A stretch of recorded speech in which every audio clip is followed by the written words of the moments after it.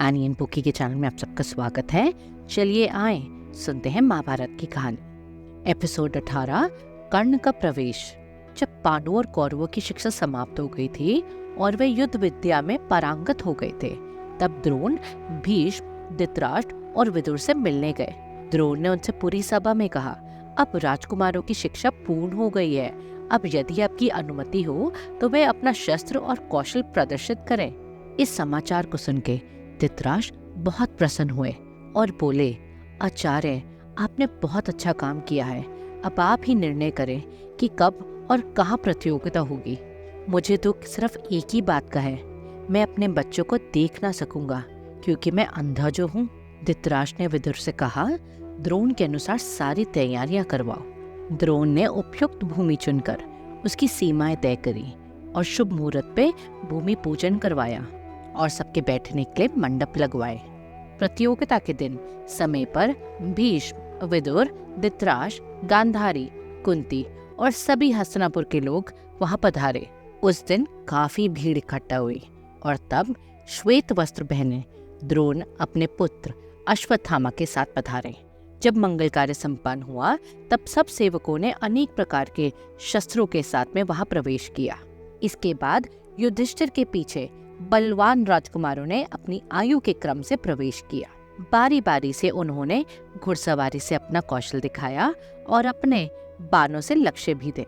ये सब देखकर दर्शकों को तो बहुत आनंद आ रहा था और वो पीछे से चिल्ला रहे थे, वाह क्या कहना, बहुत बढ़िया। हाथों में तलवार लिए राजकुमारों ने बलशाली शरीर, मजबूत पकड़ और चपल गति का मनमोहक परिचय दिया। फिर प्रतियोगिता में उतरे भीम और दुर्योधन, जिनमें हमेशा लड़ाई रहती थी।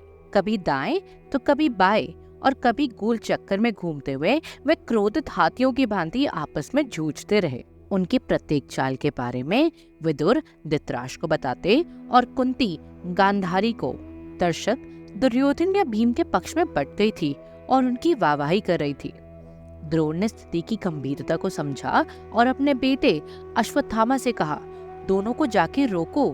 अश्वत्थामा जल्दी रंगभूमि में उतरा और उसने दोनों वीरों को रोका। उसके पश्चात द्रोण स्वयं रंगभूमि में आए, गाजे बाजे बंद करने का इशारा किया और गंभीर आवाज में बोले, अब आप लोग जिसका करतब देखेंगे वह है अर्जुन, जो मुझे अपने बेटे से भी बढ़कर है। वह इंद्र का पुत्र है और अस्त्र विद्या में सबसे निपुण है। वह विष्णु के समान पराक्रमी है। अर्जुन जैसे ही रंगभूमि में आया, उसने सबसे पहले देवताओं को नमन किया। अर्जुन के आते ही सबने हल्ला गुल्ला करना शुरू कर दिया। धृतराष्ट्र ने पूछा, ये कैसा शोर हो रहा है? विदुर ने बताया पांडुपुत्र अर्जुन अब अखाड़े में उतरा है। भीड़ की उत्तेजना शांत होने के बाद अर्जुन ने गुरु के समक्ष अपने शस्त्र विद्या का प्रदर्शन करना शुरू किया। जैसे अग्नि अस्त्र से उसने आग सुलगाई, वरुणा अस्त्र छोड़कर पानी का फुवारा पैदा किया, भूमा अस्त्र से वह पृथ्वी में विलीन हो गया, पर्वत अस्त्र से उसे पहाड़ खड़ा कर दिया, और तो और अपनी शस्त्र विद्या की वजह से कभी वह ताड़ सा लंबा हो गया और अगले ही क्षण बोना। जब सारे कर्तव्य समाप्त होने लगे थे, दर्शकों का उल्लास खत्म हो चला था, गाजे बाजे बंद हो रहे थे, उसी समय एक तेज आवाज आई, जैसे आकाश से बिजली कड़की हो। लोगों को लगा कोई पहाड़ फट गया है या धरती फट गई है या कि घटाओं की टकराहट से गगन गूंज उठा है। फिर सारे दर्शकों की दृष्टि फाटक की ओर घूम गई। इस बीच पांचों पांडव द्रोण के निकट जा खड़े हुए और कौरव एवं अश्वत्थामा दुर्योधन के समीप। तभी कर्ण ने प्रवेश किया। सब उसको देखकर हैरान हो गए क्योंकि वह जन्म से ही कवच और कुंडलों के साथ में पैदा हुआ था। कर्ण रंगभूमि में ऐसे प्रवेश हुआ जैसे कोई विशाल पर्वत चला आ रहा हो। किसी को पता नहीं कि कर्ण सूर्य भगवान और कुंती का तेजस्वी पुत्र है।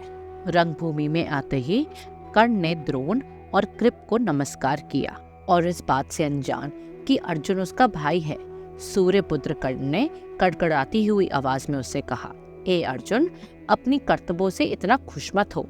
ये सभी कर्तव्य तुमसे अधिक अच्छा करके मैं दिखा सकता हूँ। यह बात सुनते ही दुर्योधन को मन में बहुत खुशी हुई और अर्जुन को बहुत क्रोध आया।